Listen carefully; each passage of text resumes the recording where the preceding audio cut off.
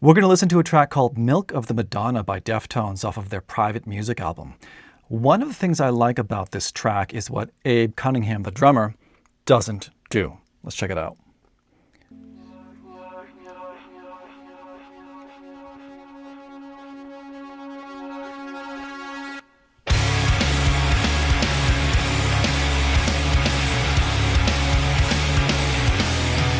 That's a cool guitar chord right there.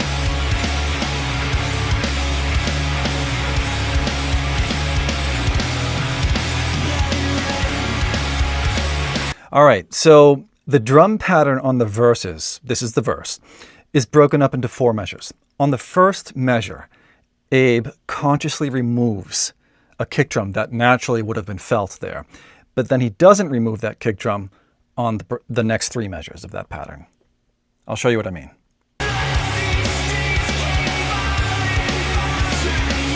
Coming up. No kick. Kick. He does it the next verse too. What's cool about this part is how they came into it from the previous part, where Stephen Carpenter was doing some more like sustaining chords, open chords over a more rhythmic bass line. And then suddenly the bass player and Stephen Carpenter switched to unison, a really tight unison right here, and Stephen's on 1 string only.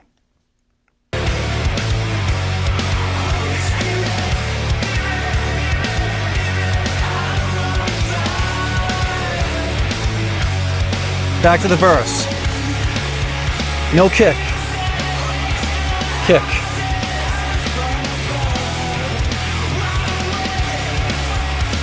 No kick. Kick.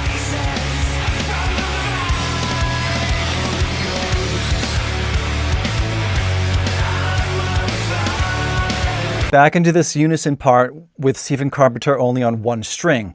Now, the chorus comes after this. When they go into the chorus, they're still in unison, but the riff changes and Stephen Carpenter switches to power chords instead, which allows for the riff to have more space and a little bit more power, obviously. Power chords, right?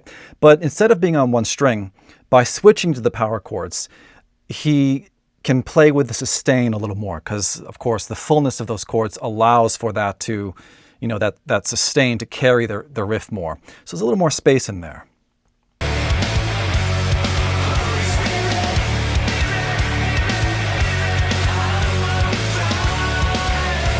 All right, check it out. Unison.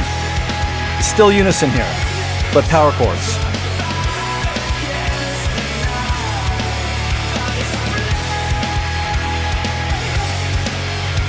It's also notable how tightly the bass player, I forgot his name, he's the new guy, and Stephen Carpenter are able to play with each other. Because the bass player, obviously he's new, right? And so it's impressive that they can play so tightly together, granted the very short period of time that they've been playing with one another. I guess that's what comes from experience of having been playing for many years, right?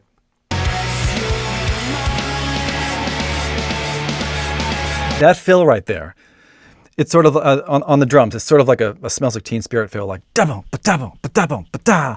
But he's on the snare and the hi-hat. He removes the bass drum again. That goes against any drummer's intuition, right? Because naturally you would put that bass drum in there because there's just more energy with the bass drum, right? But I believe he consciously removes it, which redefines the character of this transition here.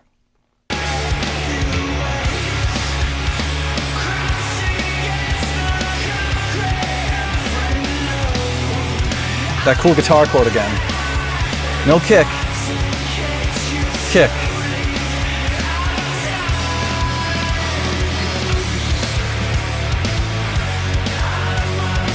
Back to this 1 string unison part.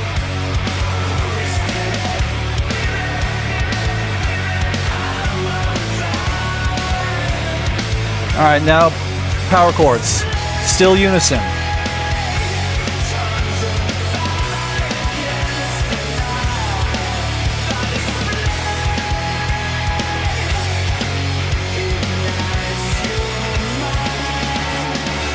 That fill again, no kick drum.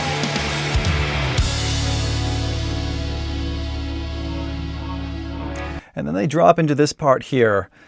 What makes this part cool is actually the part that they came out of, the contrast between the two parts. The bass cuts out, drums cut out, and it's just guitar and synth.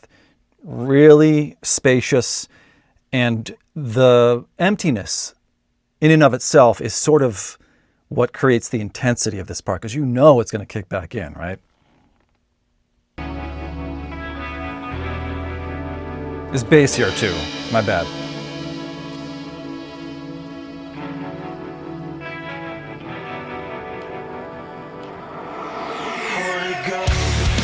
Back to this one string unison part.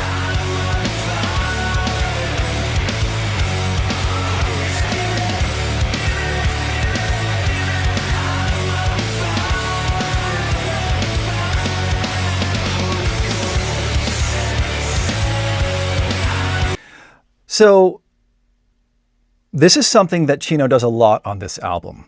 The final chorus or final part of the song, he starts layering in vocal motifs that he either did previously in the song or he just introduces new ideas altogether. I think this is a new idea. He's saying save, save, save in the background, and he's throwing a few other vocal things in there. And it creates this sort of climactic feel, right? Everything starts to culminate at the end, vocally.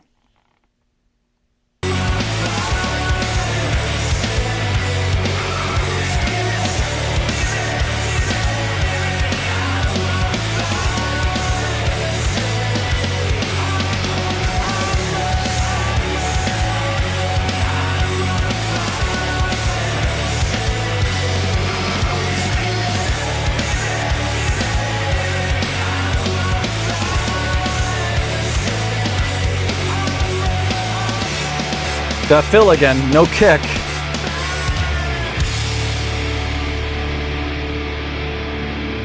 That's a cool chord to end the song on. There's a da ringing out in the guitar. That floor tom that Abe hit at the end was humongous. I want to listen to that again.